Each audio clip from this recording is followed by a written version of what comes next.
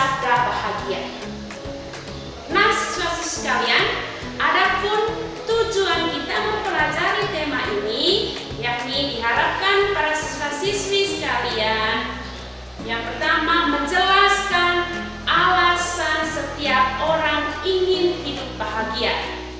Yang kedua, diharapkan para siswa-siswi sekalian mampu menjelaskan arti bahagia pada umumnya.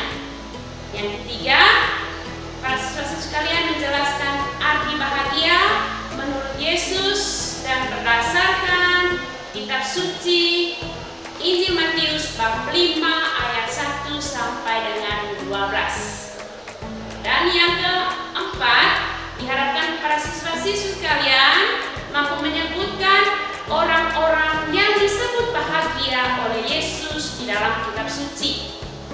Yang kelima, menjelaskan maksud Yesus menyampaikan sabda bahagia berdasarkan Injil Matius bab 5 ayat 1 sampai dengan 12. Nah, para siswa-siswi sekalian, sekarang Ibu akan menjelaskan alasan seseorang itu bahagia. Yang pertama, orang merasa bahagia karena dia memiliki harta kekayaan. Dia merasa senang mendapatkan harta itu, dan bahkan ia bisa menghancurkan orang lain dan tidak peduli terhadap keprihatinan sesama di sekitarnya karena ia memiliki kekayaan. Yang kedua, orang merasa bahagia karena adanya persaudaraan yang akrab. Sikapnya ingin bertemu, saling memperhatikan satu sama lain, dan merasa diterima oleh orang lain dan sebagainya. Ukuran kebahagiaan bisa berupa kedudukan tinggi.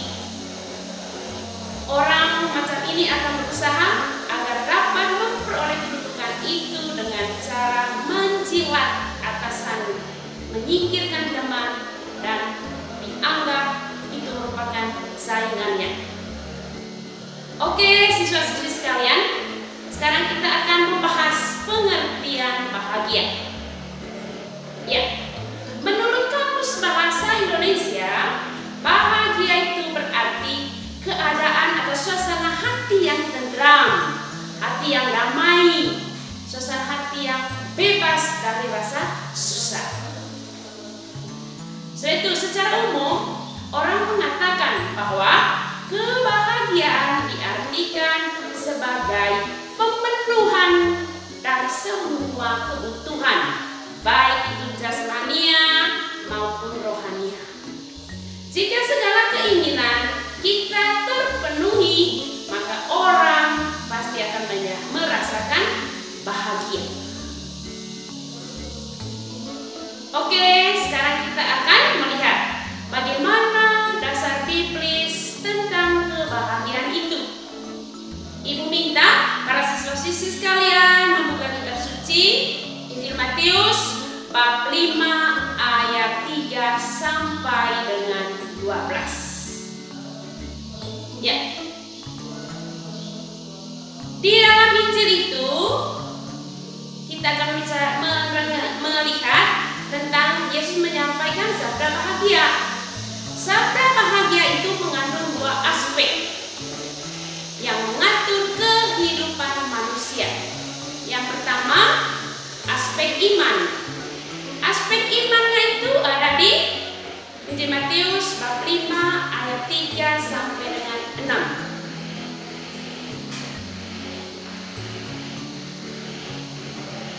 Ayat ini mengandung pemahaman bahwa yang berbahagia adalah orang yang sepenuhnya menyandarkan hidup kepada Allah. Mereka itu adalah orang yang miskin, bukan miskin karena tidak memiliki harta benda, melainkan karena tertindas oleh orang yang kaya atau orang yang kuat. Yang kedua, orang yang berduka cita. Mereka mengharapkan penghiburan yang datangnya dari Allah. Itu juga tertuang di kitab suci Yesaya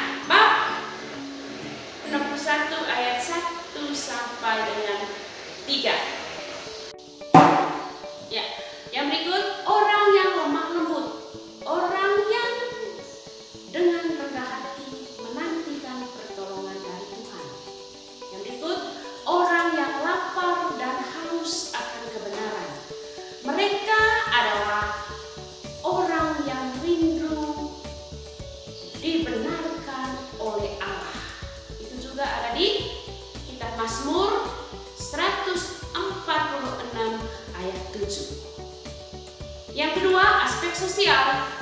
Aspek sosialnya ada di Injil Matius bab 5 ayat 7 sampai dengan 10. Dari sudut sosial, orang yang berbahagia menurut Yesus adalah yang pertama, orang yang murah hati. Artinya, orang yang gemar berbuat kasih kepada sesamanya. Yang kedua, orang yang suci hatinya. Artinya, orang yang sadar diri sebagai warga kerajaan Allah dan siap melakukan kehendaknya. Yang ketiga, orang yang membawa damai. Orang yang menciptakan suasana damai dalam masyarakat. Dan yang keempat, orang yang dianiaya karena kebenaran. Artinya, orang yang berjuang demi tegaknya kebenaran. Baik saudara sekalian, apa maksud ajaran Yesus tentang sabda bahagia itu? Ya, maksud ajaran Yesus tentang sabda bahagia menurut Injil Matius bab 5 ayat 3 sampai dengan 12. Yang pertama, sabda bahagia merupakan salah satu pengajaran khusus yang ditujukan kepada murid Yesus di saat awal Yesus berkarya. Melalui sabda bahagia ini, Yesus menyatakan 3 hal.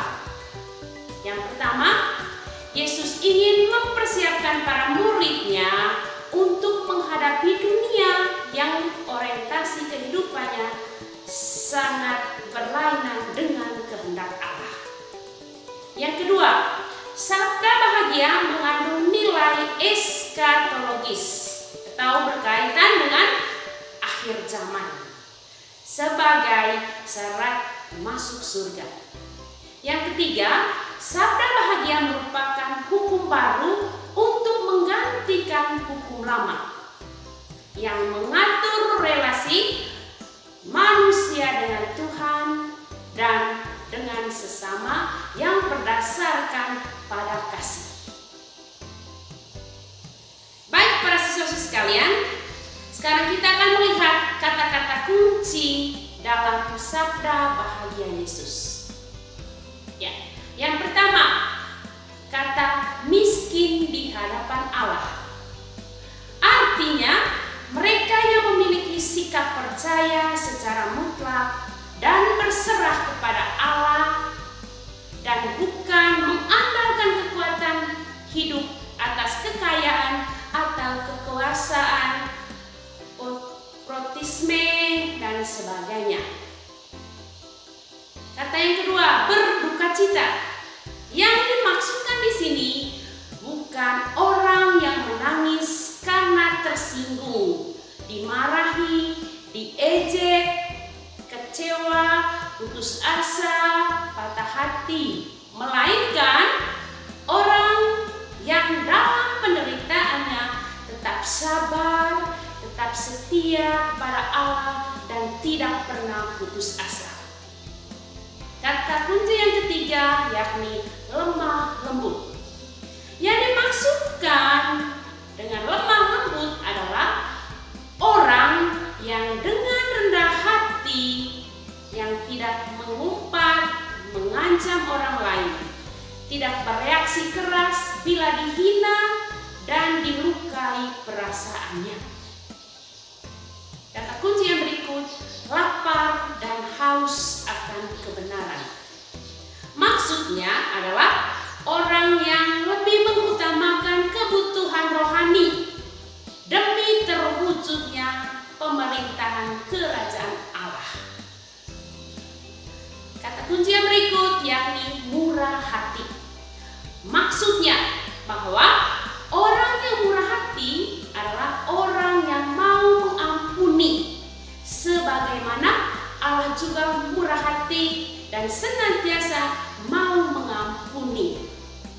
Ya, kata yang berikut adalah suci hati. Orang yang suci hatinya adalah orang yang dalam seluruh hidupnya mencintai dan mengabdi dan menyerahkan diri seutuhnya kepada Allah tanpa syarat. berikut, membawa damai.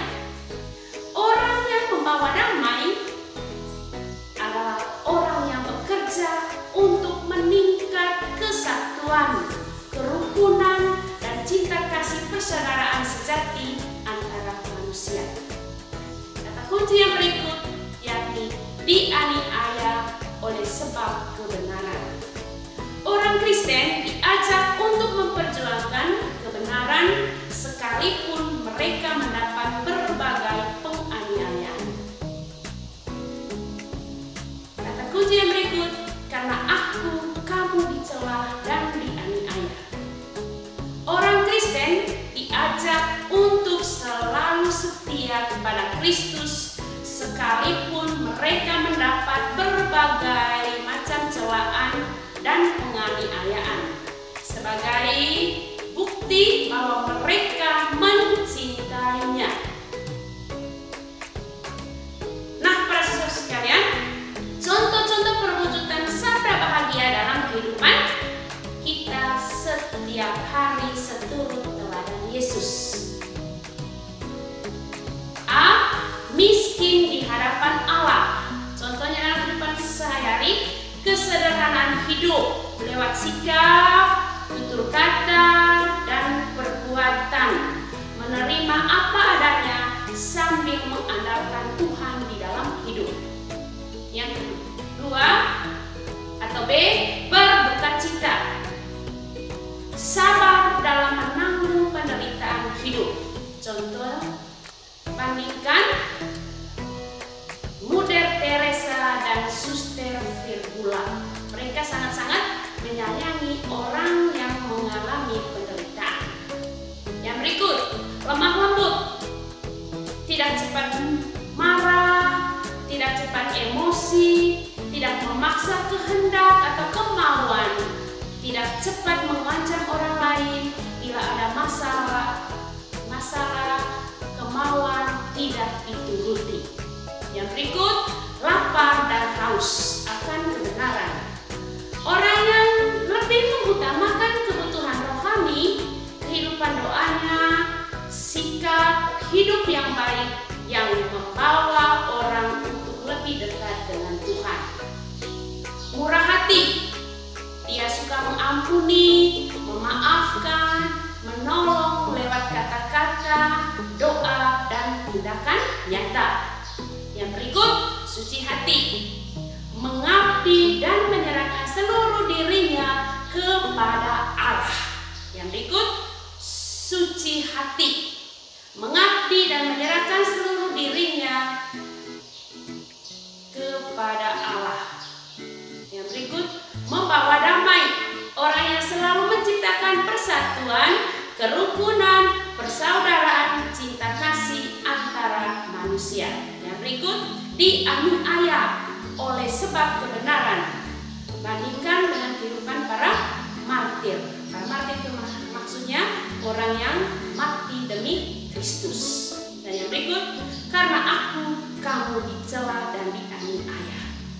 Yakni memiliki iman yang kuat, kokoh sekalipun dihina atau dicela.